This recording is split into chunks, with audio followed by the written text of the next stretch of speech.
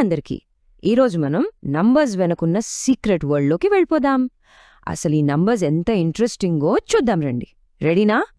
ఒక్కసారి ఆలోచించండి, నంబర్స్ అనేవి ఒక గేమ్ అయితే మ్యాథ్స్ని ఒక సబ్జెక్ట్లా కాకుండా ఒక ఫన్ యాక్టివిటీలా చూస్తే ఎలా ఉంటుంది? భలే ఉంటుంది కదా. సరే, ఈరోజు మనం కొన్ని సరదా ఆటలు ఆడుతూనే నంబర్స్ వెనుకున్న మ్యాజిక్ ఏంటో కనిపెట్టేద్దాం. ఓకే, మన ఫస్ట్ గేమ్లోకి ఎంటర్ అయిపోదామా?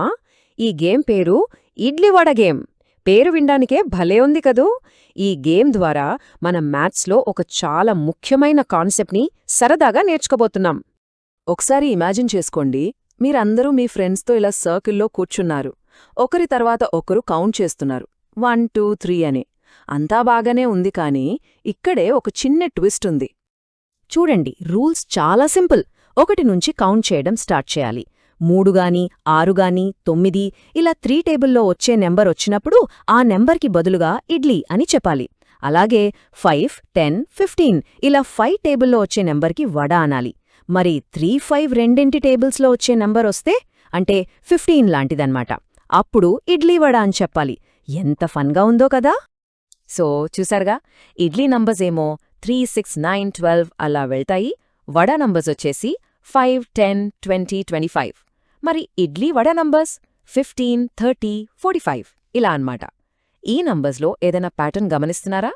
మనం ఇడ్లీ వడ అని పిలుస్తున్న ఈ నంబర్స్ని మ్యాథ్స్లో మల్టిపుల్స్ లేదా తెలుగులో గుణిజాలు అంటాం.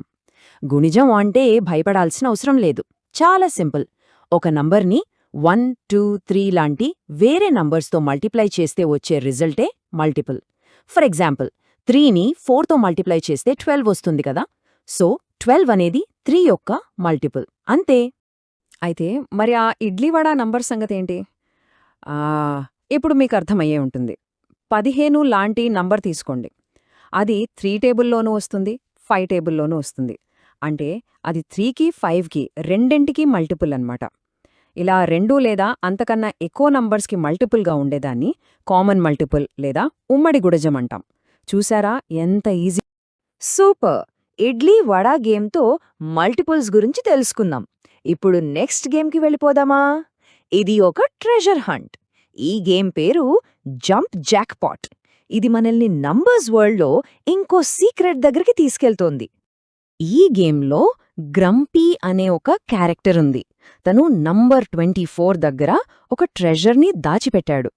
ఇప్పుడు జంపీ అనే ఇంకో క్యారెక్టర్ 0 నుంచి జంప్ చేయడం స్టార్ట్ చేయాలి.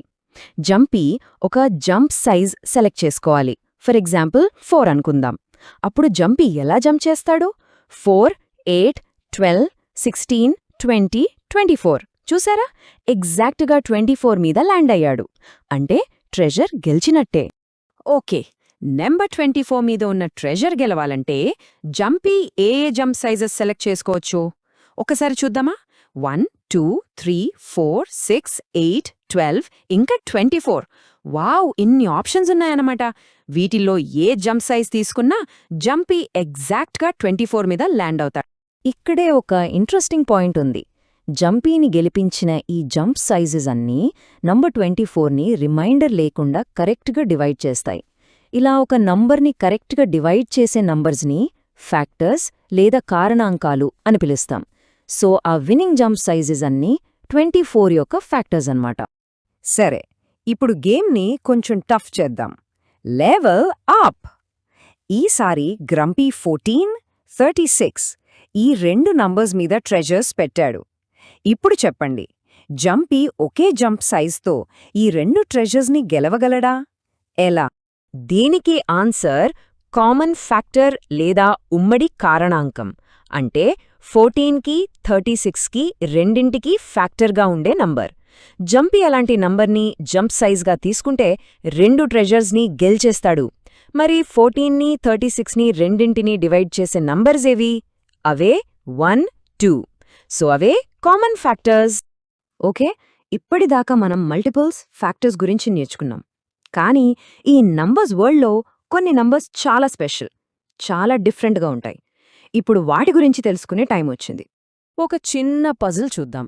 మన దగ్గర 12 అంజూర పళ్ళు ఉన్నాయనుకోండి. వాటిని మనం 2 రోస్ 6 కాలమ్స్ కానీ 3 రోస్ 4 కాలమ్స్ కానీ ఇలా రకరకాలుగా ఒక రెక్టాంగిల్ షేప్లో పెట్టొచ్చు. కానీ అదే 7 పళ్ళు ఉంటే వాటిని కేవలం ఒకే ఒక్క లైన్లో అంటే 1x7 లాగా మాత్రమే పెట్టగలం. ఎందుకిలా? ఈ డిఫరెన్స్ ఎందుకొస్తోంది?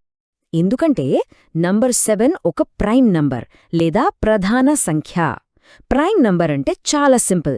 దానికి రెండు ఫ్యాక్టర్స్ ఉంటాయి. ఒకటి 1, ఇంకొకటి అదే నంబర్. ఇప్పుడు 7ని చూడండి. దాన్ని 1తో 7తో తప్ప ఇంకే నంబర్తోనూ కరెక్ట్గా డివైడ్ చెయ్యలేం. మరి 12 లాంటి నంబర్ సంగతేంటి? వాటికి చూడండి. 1, 2, 3, 4, 6, 12 ఇలా చాలా ఫ్యాక్టర్స్ ఉన్నాయి. 2 కన్నా ఎక్కువ ఫ్యాక్టర్స్ ఉన్న ఇలాంటి నంబర్స్ని కాంపోజిట్ నంబర్స్ లేదా సంయుక్త సంఖ్యలు అని పిలుస్తాం. అయితే ఈ ప్రైమ్ నంబర్స్ని ఎలా కనిపెట్టాలి? దీనికోసం ఒక పురాతనమైన చాలా కూల్ మెథడ్ ఉంది. దాని పేరు ఎరటోస్థెనీస్ జల్లెడ. ఈ మెథడ్లో మనమేం చేస్తామంటే అన్ని కాంపోజిట్ నంబర్స్ని జల్లెడ పట్టినట్టుగా తీసేస్తాం. చివరికి మనకు ప్రైమ్ నంబర్స్ మాత్రమే మిగులుతాయి. భలే ఫన్గా ఉంటుంది తెలుసా? ఇక్కడే అన్నిటికన్నా పెద్ద సీక్రెట్ ఉంది. అదేంటంటే ప్రతి కాంపోజిట్ నంబర్ని మనం ప్రైమ్ నంబర్స్ యొక్క మల్టిప్లికేషన్గా రాయొచ్చు. అందుకే ప్రైమ్ నంబర్స్ని అన్ని నంబర్స్కి బిల్డింగ్ బ్లాక్స్ అంటే నిర్మాణ ఇటుకలు అని అంటారు. ఆ బిల్డింగ్ బ్లాక్స్ అన్నీ కలిసి పెద్ద నంబర్స్ని ఎలా క్రియేట్ చేస్తాయో ఇప్పుడు చూద్దాం. ఈ ప్రాసెస్నే ప్రైమ్ ఫ్యాక్టరైజేషన్ లేదా ప్రధాన కారణాంకాల విభజన అంటాం. ఒక ఎగ్జాంపుల్ చూద్దాం. 36 తీసుకుందాం. దీన్ని ఒక ఫ్యాక్టర్ ట్రీతో బ్రేక్ చేద్దాం. 36ని 4 ఇంటూ 9గా రాయొచ్చు. కానీ 4, 9 ప్రైమ్ నంబర్స్ కావుగదా, సో వాటిని కూడా బ్రేక్ చేద్దాం. 4ని 2 ఇంటూ 2గా, 9ని 3 ఇంటూ 3గా రాయొచ్చు. ఇప్పుడు చూడండి, చివరికి మనకు మిగిలినవి 2, 2, 3, 3. ఇవన్నీ ప్రైమ్ నంబర్స్. చూసా? అంటే 36 యొక్క సీక్రెట్ కోడ్ ఏంటన్నమాట? 2 ఇంటూ 2 ఇంటూ 3 ఇంటూ 3. ఈ కోడ్లో కేవలం ప్రైమ్ నంబర్స్ మాత్రమే ఉన్నాయి. ఇలా ప్రతి కాంపోజిట్ నంబర్కి ఒక యునీక్ కోడ్ ఉంటుందన్నమాట. ఒక నంబర్ని ఇలా దాన్ని ప్రైమ్ ఫ్యాక్టర్స్ యొక్క మల్టిప్లికేషన్గా రాయడాన్నే ప్రైమ్ ఫ్యాక్టరైజేషన్ అంటారు. ఇది ప్రతి నంబర్కి ఉండే ఒక యునీక్ ఫింగర్ ప్రింట్ లాంటిది, లేదా ఒక సీక్రెట్ రెసిపీ అనుకోవచ్చు. ఓకే, ఇప్పటిదాకా చాలా విషయాలు నేర్చుకున్నాం కదా. ఇప్పుడు మీ టర్న్. మీకోసం ఒక చిన్న రేడిల్. మీ బ్రెయిన్కి కొంచెం పని చెప్పండి చూద్దాం. నేనెవర్ని? నేను 40 కన్నా తక్కువ నంబర్ని. నా ఫ్యాక్టర్స్లో 7 ఒకటి. అంటే నేను 7 టేబుల్లో వస్తానన్నమాట. నాలోని డిజిట్స్ని యాడ్ చేస్తే 8 వస్తుంది. చెప్పండి, నేను ఏ నంబర్ని? ఆలోచించండి. దొరికిందా ఆన్సర్? 35. ఎలాగంటే 40 కన్నా తక్కువున్న 7 మల్టిపుల్స్ ఏవి? 7, 14, 21, 28, 35. వీటిలో 35లోని 3 + 5, 8. అద్భుతం కదా?